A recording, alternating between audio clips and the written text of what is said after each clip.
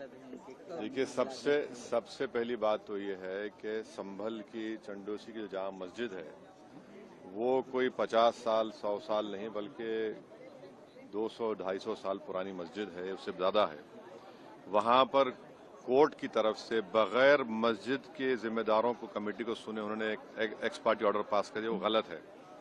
दूसरा ये है कि एक बार तो आपने गलत ऑर्डर दिया, सर्वे हो गया। दूसरा सर्वे जबकि आपने किसी को इत्तला नहीं दी। तीसरी बात यह है कि पुलिस का ये काम था कि मस्जिद कमेटी को कॉन्फिडेंस में लेते या वहां की पीस कमेटी को। चौथी बात यह है कि जो सर्वे करने लोग आ रहे हैं वो प्रोवोकेटिव स्लोगन्स लगा कर आ रहे हैं, वो वीडियो उसका है, पब्लिक डोमेन में है।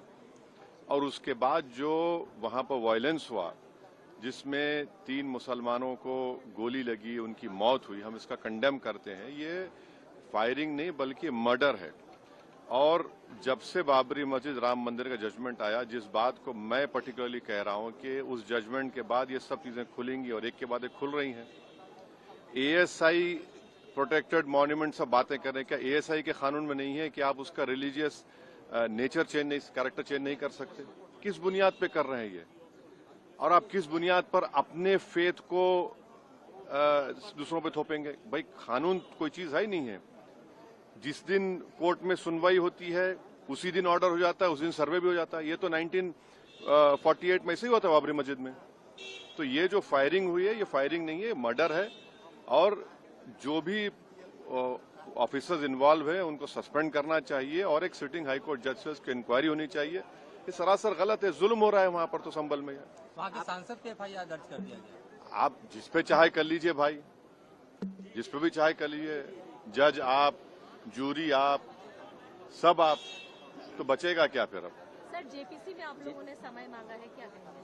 जी, जैसा अभी आपने हमारे डेलीगेशन तरफ से बोला गया है, मैं उसको रिपीट करना नहीं चाहता। मगर स्पीकर साहब ने बड़ी इत्मीनान से हमारी पूरी जितने मेंबर्स 11 नॉन बीजेपी एमपीज गए थे उनकी बात को सुना। वो बोले कि इसके ऊपर कंसिडर करेंगे और हमको उम्मीद है कि ऑनरेबल स्पीकर साहब इसका टेन्योर बढ़ाएंगे। क्योंकि आप देखिए, बंगाल नहीं गई कमेटी, बिहार हम लोग नहीं गए, उत्तर प्रदेश में शिया वक्फ की प्रॉपर्टीज को हमने नहीं देखा। तो ऐसे कई, दिल्ली के मंत्री को बुलाना है, ऐसे कई स्टेट्स है जहां पर कमेटी को जाना चाहिए। वो स्टेक होल्डर्स हैं, उनकी बात को सुनना बहुत जरूरी है।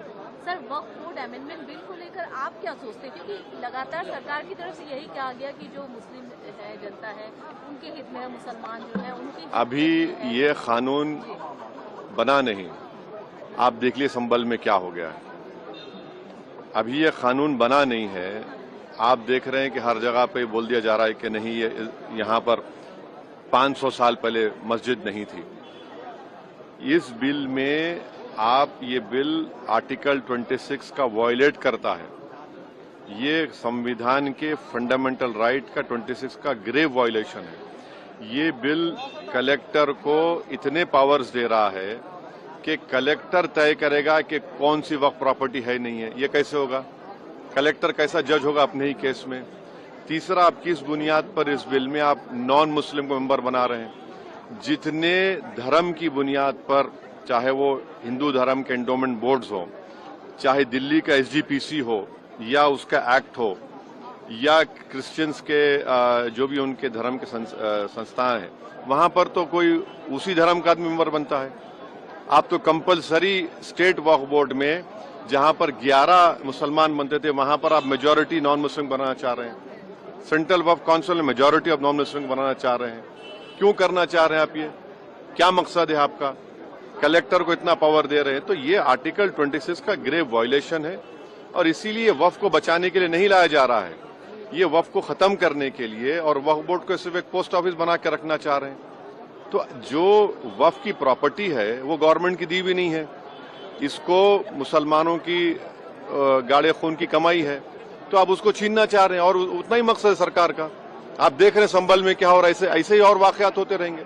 छोटे या बड़े किसी भी तरह के ब्रांड, दुकान या बिजनेस को अब ले जाएं एक कदम आगे। एडवर्टाइज करें JK वायरल न्यूज के साथ और बढ़ाएं अपने बिजनेस को। अभी कॉल करें नीचे दिए गए नंबर पर या डायल करें 9858805270।